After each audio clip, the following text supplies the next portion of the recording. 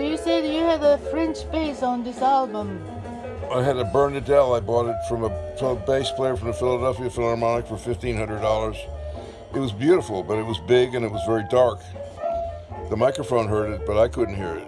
We had no amps, and I didn't get a mic on most gigs.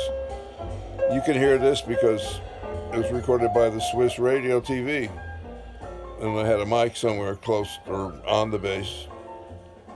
And so I sold it, and I bought several other basses, and I finally ended up with 2 plywood basses and a Fender bass. I mean, because you could hear it. So you had a French bass for this album and the Wynton Kelly. Yeah, I mean, album. I bought it in the '60s, and so I did Wynton Kelly record. The Full View, it's on that, and it's on the Soviet Union and Charles Lloyd, and it's on all the Charles Lloyd records actually. Because I brought my own bass then, and nobody does that anymore. You play whatever's there. So how you manage without a microphone? You just play it, and you learn how to pull a string, as Richie says. You pull the string.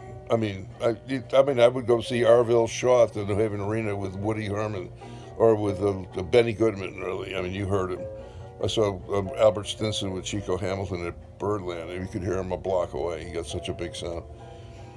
And the bass players today, they play their amp. They don't play the bass. They don't. I mean, they tickle the bass, but they don't pull the string. They don't have to. So the music changed. Well, it changed everything. Yeah, I mean, amplification. Is good or bad? Well, it's a double-edged sword because I mean, you can hear yourself, but you still have to play the bass. But you don't have to kill yourself to get a sound. I mean, everybody has like all kinds of electronic equipment now to like you can change the sound, make it sound like a wash machine if you want to.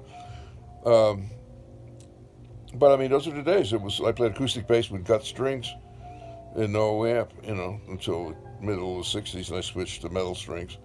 In 1970, I got the first amplifier pickup, and I went out to California with the Fourth Way. With Charles Lloyd, no amp, 4 years. Made it for a big band, no amp.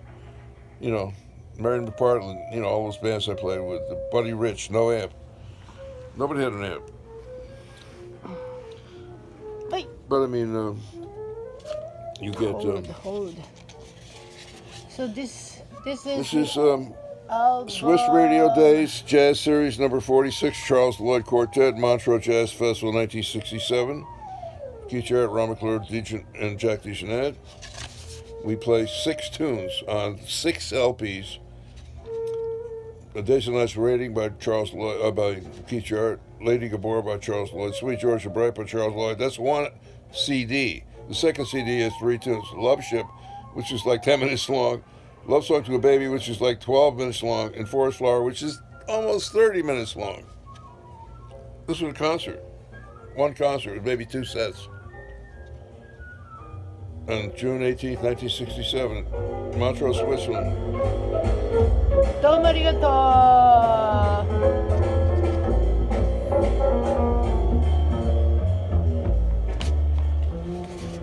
You can hear the bass too.